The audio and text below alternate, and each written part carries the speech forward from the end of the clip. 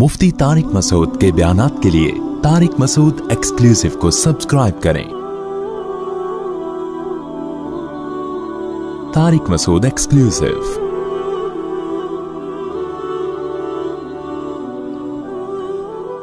मुफ्ती साहब, मेरी अम्मी का इंतकाल 23 अगस्त 2004 को हुआ। दुआ करवा, दिल से दुआ है जी, अल्लाह ताला आपकी वालदा की मगफिरत फरमाए और आप सबको सब्र जमील की तौफीक अता फरमाए। मेरी अम्मी का इंतकाल जुम्मे के दिन हुआ और अम्मी ने 2 मरतबा कलमा भी पढ़ा था। वफात होने से पहले इसकी क्या फजीलत है? मन काना आखिरु कलामिही ला इलाहा इल्लल्लाहु दखलल जन्ना। नबी सल्लल्लाहु अलैहि वसल्लम ने फरमाया, जिसका आखिरी कलाम ला इलाहा इल्लल्लाह था वो जन्नत में दाखिल होगा। लेकिन बहरहाल उलमा ने इस हदीस की तशरीह में लिखा है कि इससे वो मुराद है जो कबीरा गुनाहों से बचता हो। तो इस तरह की हदीसों का ये मतलब होता है। लेकिन बहरहाल हदीस के ज़ाहिरी अल्फाज यही हैं, अल्लाह की रहमत से उम्मीद लगाई जा सकती है कि शायद अल्लाह ताला, क्योंकि ये भी तौफीक भी मिलना बड़ी बात है। मौत के वक्त जो है ना, अच्छी हालत में मौत होना, ये अल्लाह की बहुत बड़ी नेमत है।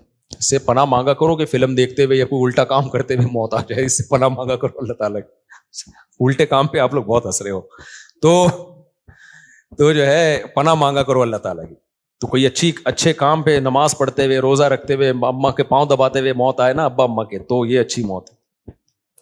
मुफ्ती साहब, ये हो गया मेरे भाई वफास। अच्छा, मैं अपनी वालदा से बहुत अटैच था। मेरी अम्मी कैंसर की मरीजा थी, मैं ही इनकी तमाम देखभाल करता था, कोई नहीं था। मुझे इनके आखिरी लम्हात याद आ रहे हैं।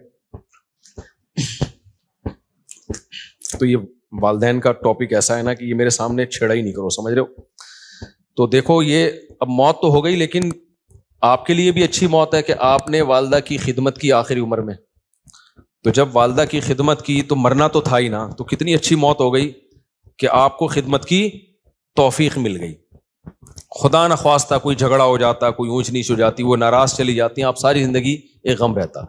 तो जो काम हो जाए ना, उस पर फिर नहीं गम करना चाहिए। उसमें शरीयत ने कहा है जो हुआ बेहतर हुआ, तो बचाने की पूरी कोशिश करनी चाहिए। लेकिन मौत हो गई तो अब उस पर सब्र करो, बोले यार चलो खिदमत का मौका तो मिल गया ना। इस्लाम में गम मनाना, सोच सोच के गमगीन होना, इसकी कोई फजीलत नहीं है। इस्लाम में यह कि खुश रहना सीखो। हाँ, अल्लाह की तरफ से कोई गम आ रहा है तो एक अलग बात है। तो इस्लाम आपको गमजदा देखना पसंद नहीं करता, इस्लाम आपको खुश रहना। इस्लाम कहता है बस एक गम होना चाहिए, वो क्या है? आखिरत का। इसकी शरीयत में फजीलत है। बाकी अपनी जिंदगी वो गम लेस बनाओ। आज एक बंदा आया, जैसे बाज खवातीन आती है ना, शोहर बहुत टेंशन दे रहा होता है, मैं उनको कहता हूँ शोहर लेस हो जाओ फौरन। टेंशन लेने का नहीं। मैंने कहा शादी सुकून के लिए की थी ना, जब सुकून ही नहीं मिल रहा तो मियाँ लेस, उसको तलाक मांगो, उससे कोई भी तरीका इख्तियार करो जान छुड़ाने का। तो क्योंकि भाई अपने सुकून के लिए की है ना, टेंशनों के लिए थोड़ी। हाँ, थोड़ी बहुत टेंशन तो हर घर में होती है। इसी तरह एक बंदा आया, वही चमाट वाला ना, एक चमाट लगाया तो बीवी ने 4 चमाट लगा दिए। तो और पता नहीं क्या क्या हो रहा है। आप लोग कभी मेरे साथ खुशबू लगा के आओ, कभी बैठो। अब जाहिर है लोगों के रासफाश होते हैं, इसलिए मैं ये बातें करता नहीं, और मेरा मकसद किसी का मजाक उड़ाना नहीं होता। सबके साथ ऐसा हो सकता है, लेकिन मैं सिर्फ बता रहा हूं कि सोसाइटी, मार्केट में हो, व्हाट्स गोइंग ऑन, मार्केट में हो क्या रहा है। तो ऐसे मौके पे फिर मैं इन लोगों को डिवोर्स का मशवरा दे रहा होता हूँ कि भाई जब इतनी नौबत है तो फारिग करो मेरे भाई। फिर सब्र का फायदा नहीं है ऐसे मौके पे, क्योंकि शादी सुकून के लिए की जाती है। थोड़ी बहुत टेंशनें हर घर में होती हैं, लेकिन टेंशनों की भी एक लिमिट होती है। कुछ भी नहीं सुन रही, अपने आप को मातहती नहीं समझ रही है, तुम्हें उसने खानसामा बनाया हुआ है, उसको समझाने की एक लिमिट होती है। 6 महीने अम्मा के घर बिठा दो, शायद कुछ दिन के बाद हिदायत मिल जाए, फिर भी नहीं मिल रही तो भाई तमीज से अलग इख्तियार करो। तो वजह उसकी है कि अल्लाह ने हमें गमजदा रहने के लिए पैदा बोलो नहीं किया। गम एक ही होना चाहिए, वो कौन सा है? आखिरत। तो खुश रहना चाहिए इंसान को। अल्लाह को खुश लोग क्या है? पसंद है। नबी हजरत अबू हुरैरा ने फरमाया कि नबी सल्लल्लाहु अलैहि वसल्लम ने जब भी मुझे देखा है, जिंदगी में कभी ऐसा नहीं हो कि आपने मुझे देखा और मुस्कुराए ना हो। हालांकि नबी का गम सबसे बड़ा गम था ना, उम्मत की फिक्र थी, लेकिन अपने साथियों के साथ एटीट्यूड क्या था आपका? जब भी देखते मुस्कुराते। और हम लोग क्या है, जब भी देखो ऐसा लगता है कोई नया टेंशन चल रही है इसके साथ, नई टेंशन चल रही। खुश रहना सीखना चाहिए, समझ रहे हो? मुस्कुराते चेहरे से मिला करो, टेंशन फ्री। अमेरिका में $10 की एक छोले की प्लेट मिलती है सुबह नाश्ते में ना, पराठे के साथ, जो لوکل ہوٹل جو پاکستانی کے ہوٹل, $10 کا مطلب پتہ ہے کیا, 2750. مہنگائی وہاں ہے میرے بھائی, یہاں نہیں ہے. یہاں تو چھولے کی پلیٹ فری میں آ رہی ہوتی ہے, پراٹھا خریدو بعض دفعہ ویسی فری میں ڈال کے دے دیتا ہے. آپ ڈالر پہ ترس رہے ہو, تو وہاں خرچہ بھی تو ڈالر میں ہی ہو رہا ہے, سمجھ رہے ہو. تو اس لیے پاکستانی کرنسی میں اگر کما رہے ہو تو کھا بھی کس میں رہے ہو اسی میں. وہاں جاؤ گے تو ڈالر میں کماؤ گے تو کھاؤ گی بھی کس میں. میں جاپان میں جو فاسٹ ٹرین میں بیٹھا ہوں نا, میں یہ زوم آپ کرو انجوائے, اس کا ٹکٹ پتا ہے کتنے کا تھا؟ جب مجھے پتا چلا میرے وہ چھوڑ گئے. میں نے کہا ٹانگا گدھا ٹرکشا صحیح ہے میرے بھائی, یہ بس دکھانے کے ہیں. لوگوں کی جائیدادیں بک جاتی ہیں ان ٹرینوں میں, بہت لگژری لوگوں کا کام ہے وہ, بس وہ ڈرائیور ہی بیٹھے اس میں. تو بہت مہنگائی ہے, تو آپ بہت مزے میں ہو. اور وہاں ٹیکس اتنا ہے, آپ کی اگر 40 لاکھ تنخواہ ہے نا, 1 کروڑ آپ کی اگر تنخواہ, ایک مثال دے رہا ہوں تاکہ کیلکولیشن آسان ہو, تو 43 لاکھ روپے ٹیکس میں دینے ہیں آپ نے. یہاں اتنا ٹیکس تھوڑی ہے. پھر لوگ اس پہ خوش ہوتے ہیں, ہم ٹیکس دے رہے ہیں لیکن علاج ہمارا فری میں ہے, بچوں کی تعلیم ہماری فری میں. فری میں کہاں ہے؟ 43% تنخواہ کاٹ لی تم سے انہوں نے, اب تمہیں فری میں تھوڑی دے رہے ہیں. آپ کی گورنمنٹ یہاں جتنی مرضی کرپٹ ہے, میں کوئی یہ نہیں کہہ رہا بہت نیک گورنمنٹ, جیسی مرضی ہے, اتنا ٹیکس نہیں ہے میرے بھائی. تنخواہ پوری آ رہی ہے آپ کے پاس, تو اس میں آپ اپنے بچوں کی فیس بھر لیتے ہو, وہ اتنی نہیں ہوتی, 43% نہیں ہوتی وہ, سمجھتے ہو, آپ کے سارے خرچے نکل رہے ہوتے ہیں. نہیں آ رہی میرا خیال ہے بات. اور پھر زکاتیں بھی لوگ دے رہے ہوتے ہیں, تھوڑے سے گھننے بن جاؤ, اگلا پوری جائیداد نکال کے دے دیتا ہے. یہاں تھوڑا سا گھننا بننا آنا چاہیے, بس یہاں پریکٹس کرو تھوڑی سی. تو اس لیے اتنا ٹینشن والا بات نہیں. ہم کیوں وہاں جا کے فوراً واپس آتے ہیں؟ مزہ ہمیں کہاں آتا ہے؟ بہت اچھے کنٹری ہیں, امریکہ بہت اچھا ہے, جاپان بہت اچھا ہے, مزہ ہمیں کراچی میں ہی آتا ہے. اور یہ جو میں نے ابھی بیان میں کہا نا کہ خاموش, بالکل خاموش, یہ 4 دن خاموشی اچھی لگتی ہے, اس کے بعد کاٹنے لگتی ہے. یہاں ریلیشن ہے, آبادی ہے, ایک بندہ پنجاب والا ملے گا, ایک پشتو والا ملے گا, ایک بلوچی ملے گا, ایک فلانا, ایک میکینک ملے گا, ایک فلانا ملے گا, ایک ڈاکٹر ملے گا, ایک سائنٹسٹ ملے گا, ایک سیاستدان ملے گا. ہر آدمی ہوٹل میں بیٹھ کے ایسے لگے گا یہاں سارے ہی پہنچے ہوئے لوگ ہیں, گپ شپ کا ماحول ہے. یہ سب کچھ وہاں پر نہیں ہے. خاموشی خاموشی خاموشی. ابے 4 دن تک خاموشی اچھی لگتی ہے, اس کے بعد میں نے کہا یار کوئی تھڑے نہیں ہے یہاں پہ, کوئی تھڑے ہوں یہاں پہ, کوئی بیٹھے ہوئے ہوں, کوئی بیٹھک ہو, کوئی گپ شپ ہو نا, ختم. تو ایک رشتے داروں میں ہوتی ہے وہ بھی رشتے بھی کیا ہو رہے ہیں, ختم ہوتے جا رہے ہیں, وہ بھی شارٹ ہوتے جا رہے ہیں. تو بس ہر آدمی انڈیویجولی لائف گزار رہا ہے, تو ایسے تھوڑی, تو ایسے تو زندگی کا سکون تھوڑی ملے گا. تو بہت سی چیزیں ہمارے یہاں پازیٹیو ہیں میرے بھائی, بس دعا کرو ہمارے یہاں صفائی ہو جائے اور لا کچھ قانون مضبوط ہو جائے, تو ہم ان سے اب بہت آگے ہیں. یہ 2 ہی چیزیں نہیں ہیں, اور یہ 2 ہی انہوں نے بیڑا غرق کیا ہوا ہے ہمارا. لیکن جب وہ تو بیڑا گورنمنٹ نے غرق کیا ہوا ہے نا, ہم تو خوش رہنے پر اللہ نے ہمیں پابندی نہیں لگائی. تو آپ اسی کو انجوائے کرو. دیکھو اب کراچی میں برساتی کھڈے کتنے ہو گئے نا بارش ہوتے ہی. اچھا کلائمیٹ ایسا چینج ہوا ہے کہ بارش بھی عجیب قسم کی ہو رہی ہے. ادھر آ رہا ہے کہ جی سمندری طوفان آ رہا ہے, اور واقعی آیا ہوا بھی ہوگا. اس کے پڑوس والے علاقے میں نلکے میں بھی پانی نہیں ہوگا. وہ کہہ رہے ہم تو سمجھ رہے تھے پورا طوفان آ رہا ہے, پانی پانی, اور ادھر نلکے میں بھی پانی نہیں ہے. عجیب کراچی کا وہ, یعنی بارش ایسے ہو رہی ہے, انڈا موڑ پہ ہو رہی ہے, کلندری چوک پہ نہیں ہو رہی. عجیب ہی سیٹ اپ چل رہا ہے. تو انجوائے کرو اس کو. تو وہ دیکھو کتنے کھڈے ہیں نا, وہ ٹک ٹاکر نے کیسا انجوائے کیا کراچی میں بارش میں. جو کھڈے اتنے بات پہ آپ کو چھلانگے مار کے, تو وہ اس نے اولمپک کی تیاری کر رہے ہیں نا گھر میں, لمبی لمبی چھلانگے مار رہے ہیں. ماں نے پوچھا اولمپک کی, کہہ رہے بعد میں پتا چلا یہ کراچی کے کھڈوں کو کراس کرنے کی ٹریننگ لے رہا ہے. میں نے کہا چلو اتنی ٹینشن میں اس نے.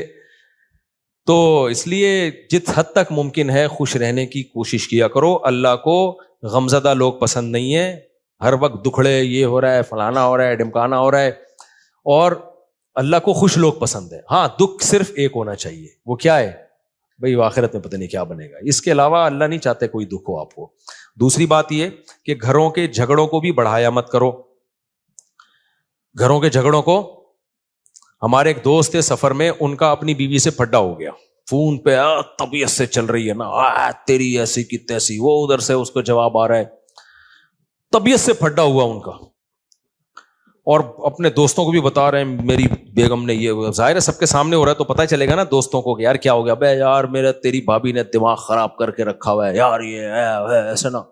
آدھے گھنٹے کے بعد نارمل بیٹھے ہوئے, چائے چل رہی ہے, گپ شپ چل رہی ہے گھر میں, بیگم اور بیگم وہ میں آ رہا ہوں پرسوں.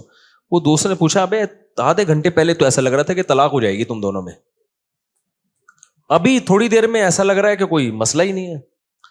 تو اس نے کہا یار میری عادت ہے 15-20 منٹ کے بعد پھڈے کو میں بھول جاتا ہوں, فنش. واقعی یہ جن لوگوں کی عادت ہو نا وہی خوش رہ سکتے ہیں اس زمانے میں. اور جو ناک پہ مکھی بٹھا کے رکھتے ہیں نا اور دل میں لے کے بیٹھ گئے اس نے یہ کیوں بولا تھا, ابے بھائی جو بولا تھا بول دیا, ختم کر, جب سنا دیا اس نے بھی سنا دی, اس نے بھی سنا دی, ختم, قصہ ختم, چلو بھائی دوبارہ سے جیسے انجوائے کرو لائف.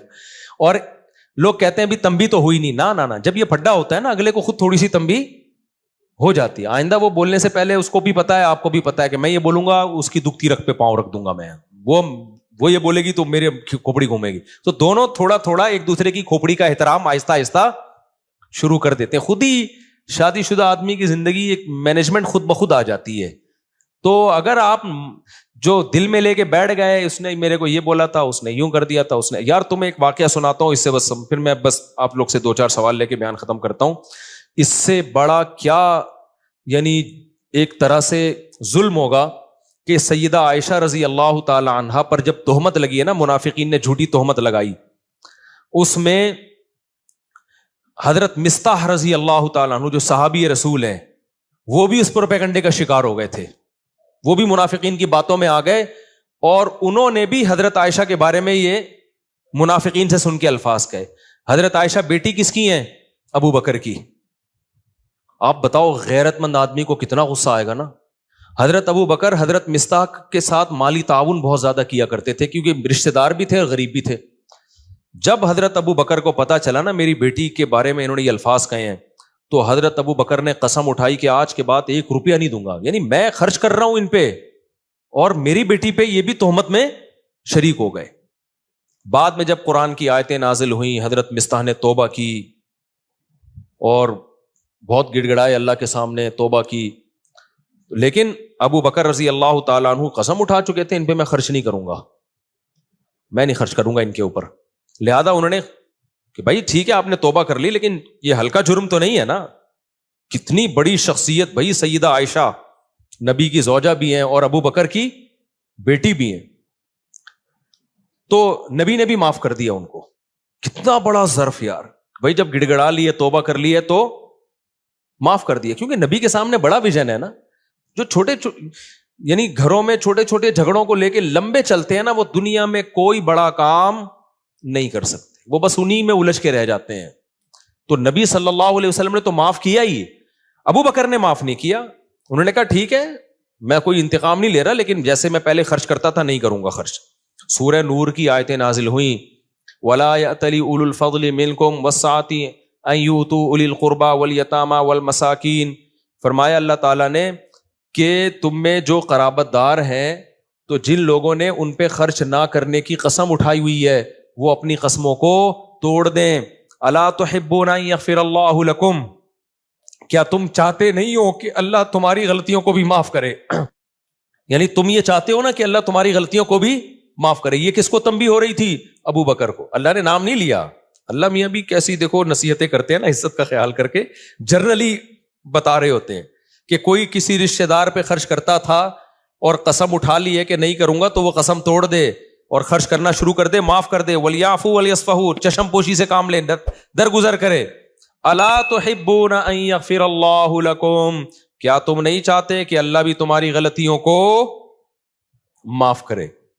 جب یہ آیت نازل ہوئی ہے ابو بکر نے کہا کیوں نہیں ہے اللہ, میں چاہتا ہوں تو میری غلطیاں معاف کر. یعنی اگر میں ان کو معاف کروں گا تو کل تو قیامت میں میری غلطیاں بھی معاف کرے گا, تو کیوں نہیں معاف کروں گا میں.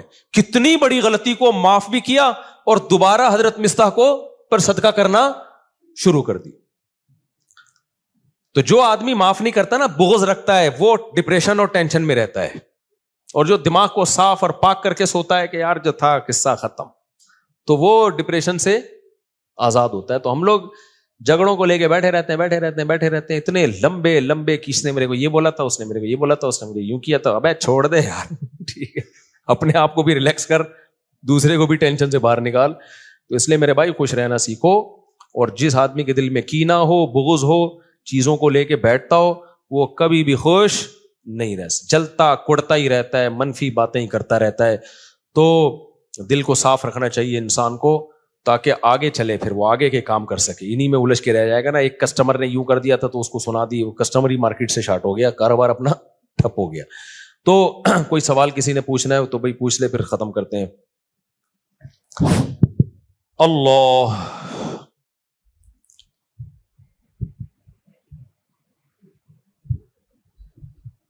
یہ جو میں نے اپنا قصہ سنایا تھا نا اپنے والد صاحب کا, اس پہ لوگوں نے بڑے کلپ چلائے, امریکہ تک میں پھیل گیا. نہیں, میں نے کہا تھا میرے والد صاحب سے تھوڑی میں نے اونچی آواز میں بات کی.